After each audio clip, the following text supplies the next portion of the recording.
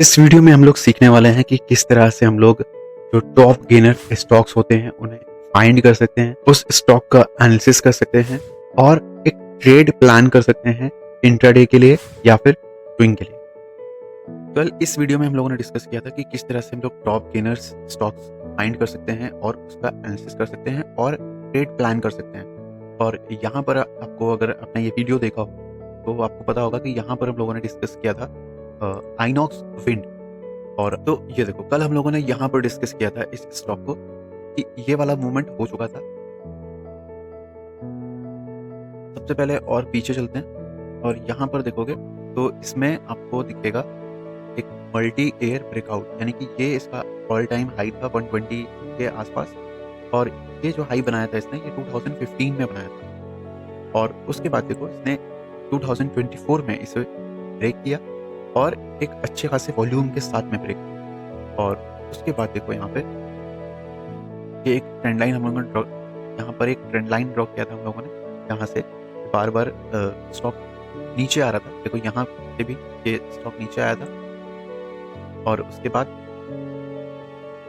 इस पॉइंट से नीचे आया था और अगेन इस पॉइंट से और यहाँ से। और इसके बाद देखो यहाँ पे ब्रेकआउट होता है और कल स्टॉक गैप अप ओपन हुआ था। तो मैं डे चार्ट में कन्वर्ट करता हूँ। यहाँ पर देखो ये कल गैप अप ओपनिंग हुई थी यहाँ पे और कल इसमें ऑलमोस्ट 17% का मूवमेंट देखने को मिला था।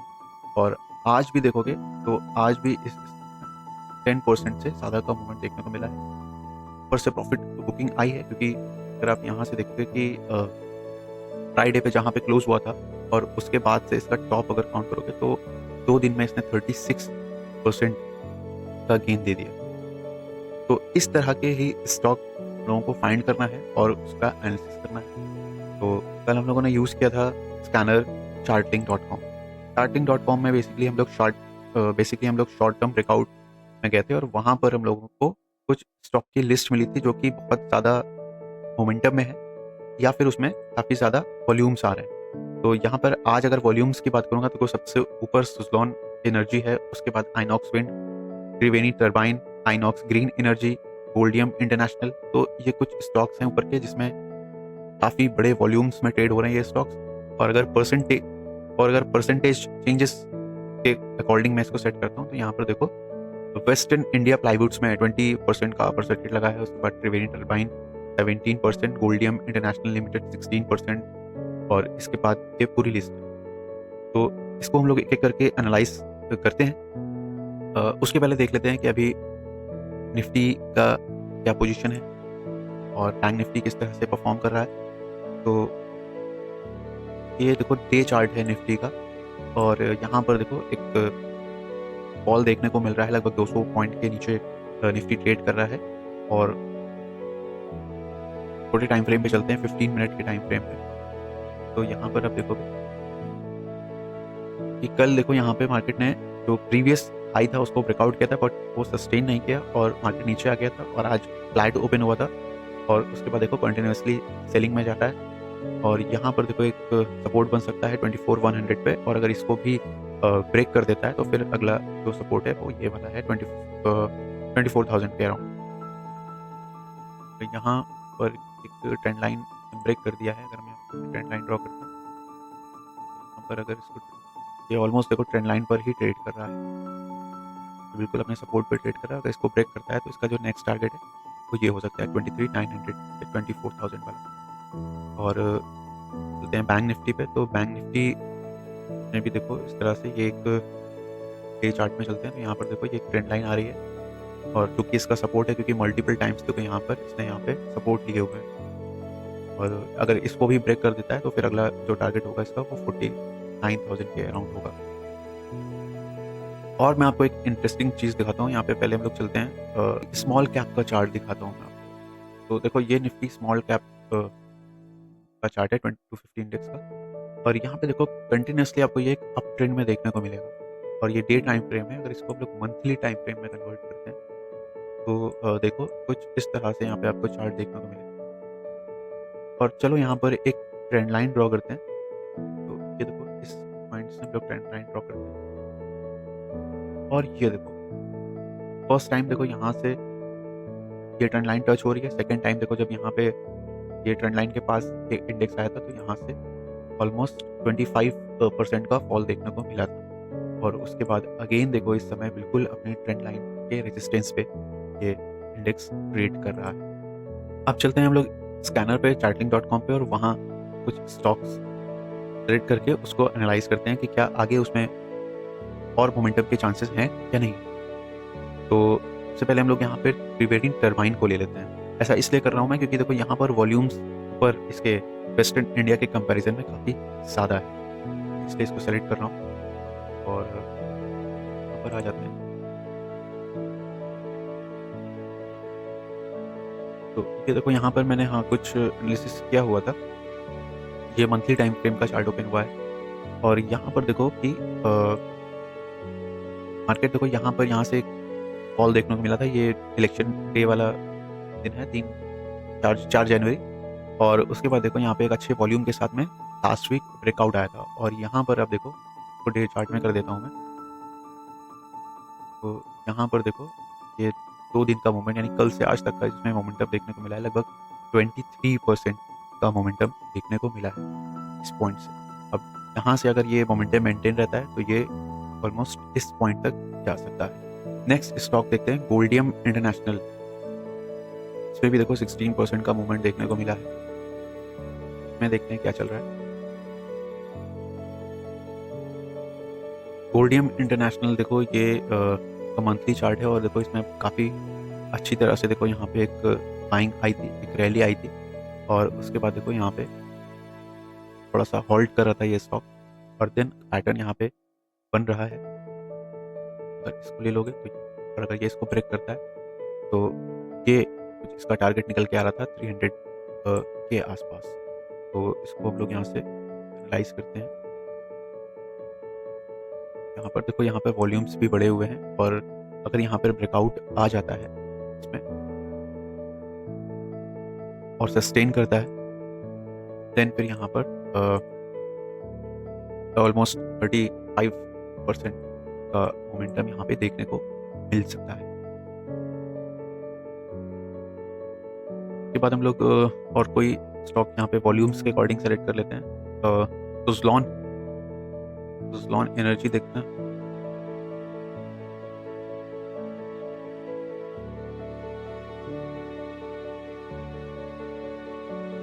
देखो ये स्टॉक में भी देखो कोविड के समय ये स्टॉक लगभग ₹1 के आसपास ट्रेड करा था, 1 से ₹1.5 के आसपास, और तब से लेके अब तक इस स्टॉक में देखो 40 ऑलमोस्ट 5000% के रिटर्न दे चुका है।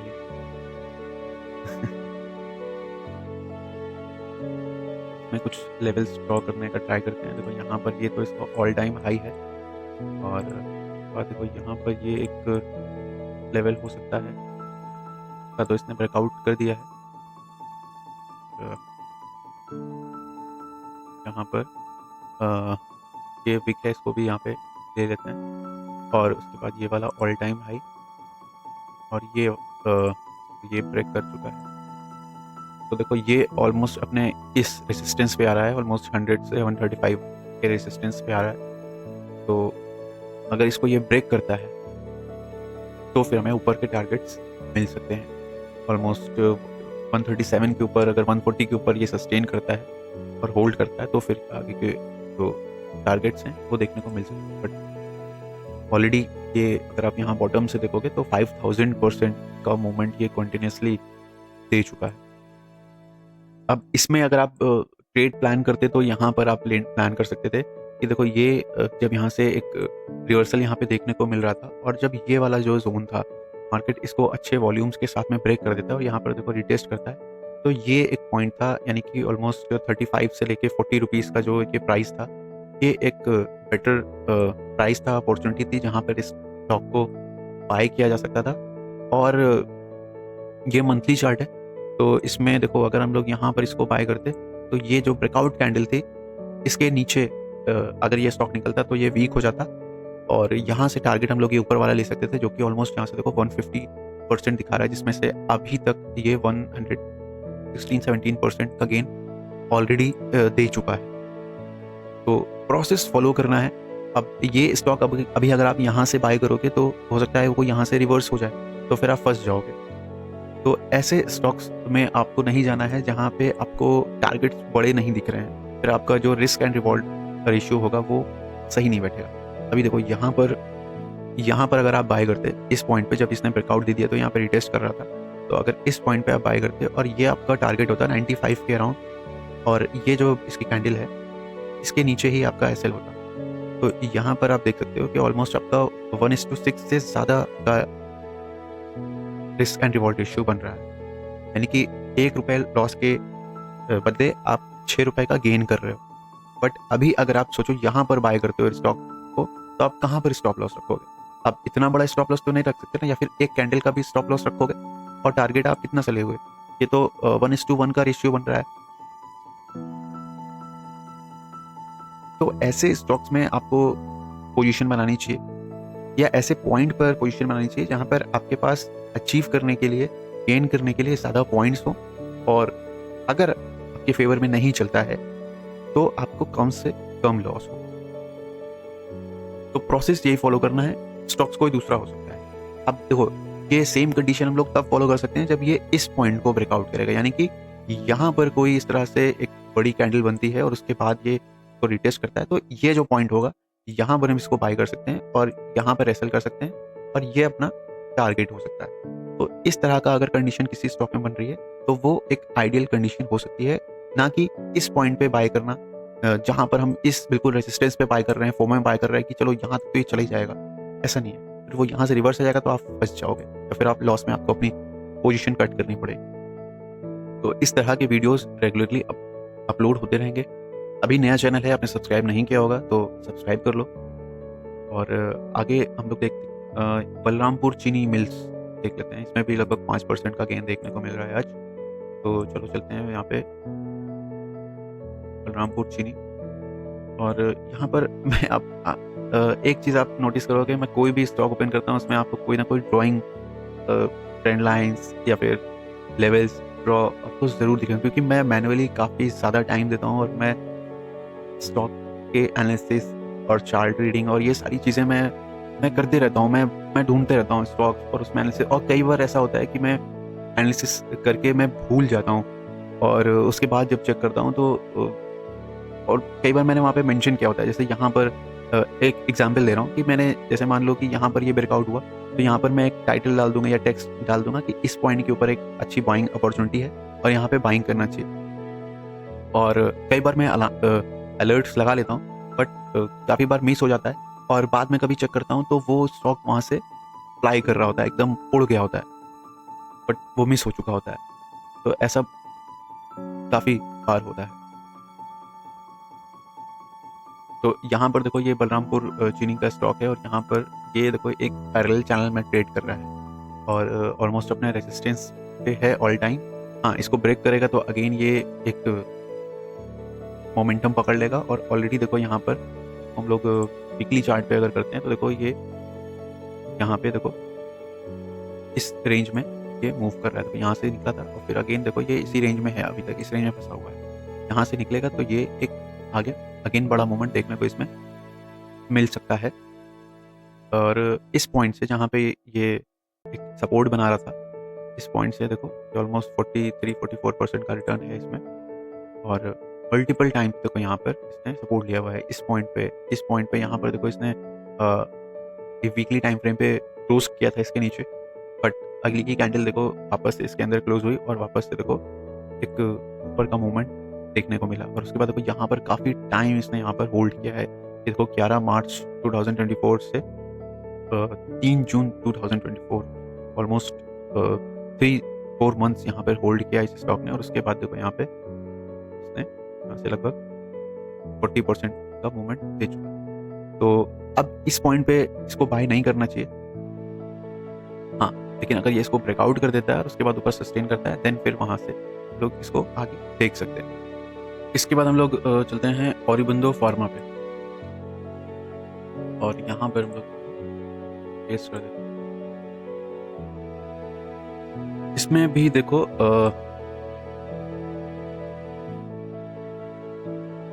इसको अगर मंथली चार्ट में कन्वर्ट करते हैं तो ये देखो ये स्टॉक भी काफ़ी ज़्यादा मूव कर चुका है और अभी रिसेंटली ये साइडवेज था, काफ़ी टाइम तक देखो ये एक ही रेंज में मूव कर रहा था और अब जाके इसने इस जोन का ब्रेकआउट किया है। जनवरी में इसका ब्रेकआउट आया था इसके साथ और उसके बाद से देखो ये वो डे चार्ट में कर लेता हूँ। देखो यहाँ से देखो ब्रेकआउट आया था, यहाँ पे रिटेस्ट हुआ था, काफ़ी टाइम तक देखो यहाँ पे होल्ड किया था और उसके बाद देखो यहाँ से 1000 के पॉइंट से देखो अभी तक ये 52% का मूवमेंट यहाँ पे हो चुका है। एक ट्रेंड लाइन आ रही थी, मैं आपको फिर से दिखा देता हूँ, ये हटा देता हूँ। ये ट्रेंड लाइन मैंने ड्रॉ कर दिया और उसके बाद देखो यहाँ पर एक ब्रेकआउट आया था और उसके बाद देखो यहाँ पर एक फॉल भी आया था। ये अगर यहाँ पे देखोगे तो ये ऑलमोस्ट 18% का यहाँ पे फॉल आया था और यहाँ पे काफ़ी वॉलेटाइल था स्टॉक। और इस चार्ट को मैं मंथली चार्ट में कन्वर्ट कर दूँ तो फिर आपको दिखाएगा कि यहाँ पर देखो इसको ब्रेकआउट किया था इस कैंडल ने, बट वापस से देखो रेड कैंडल बनी थी और यहाँ पर काफ़ी सारे लोग ट्रैप हुए होंगे क्योंकि इस ब्रेकआउट को देख के उन्होंने पोजीशन बनाई होगी और जो एसएल है वो इसी कैंडल के नीचे होगा, ग्रीन वाली कैंडल के। बट देखो ये कितनी स्ट्रॉन्ग रेड कैंडल बनती है, हालांकि यहाँ से एक बाइंग दिखती है बट उसके बाद भी देखो नेक्स्ट मंथ भी जो ग्रीन कैंडल बनती है वो इस ट्रेंड लाइन को ब्रेक नहीं कर पाती और उसके बाद अगेन दूसरी कैंडल भी इसका हाई ब्रेक नहीं करती है। यहाँ पर देखो ये हाई, ये इस कैंडल का हाई है, ये देखो यहाँ पर ब्रेक नहीं हो पाता है और उसके बाद नेक्स्ट मंथ जाके यानी कि ऑलमोस्ट अगर यहाँ पर अगर इस ग्रीन कैंडल पे आपने पोजीशन बनाई होगी जनवरी में तो इसका ब्रेकआउट आता है मई 2024 को, 5 महीने बाद। और उतने टाइम में कितने सारे लोग एग्जिट कर जाते हैं और ये बेसिकली एक लॉन्ग टर्म का ट्रेड हो गया क्योंकि अगर आप मंथली चार्ट को देख के ट्रेड कर रहे हो तो फिर आपकी होल्डिंग कम से कम 6 मंथ या 1 ईयर या उससे ज़्यादा ही होगी। तो इस पॉइंट पे ब्रेकआउट आया, उसके बाद देखो अगेन इसने रिटेस्ट किया और इस पॉइंट से जाके अब इसने यहाँ से ऑलमोस्ट 37% का रिटर्न किया है। उसके बाद हम लोग चलते हैं स्टोव क्राफ्ट पे। स्टोव क्राफ्ट का भी मैंने एनालिसिस किया था। हाँ ये देखो ये इसका मंथली चार्ट है, देखो यहाँ पे एक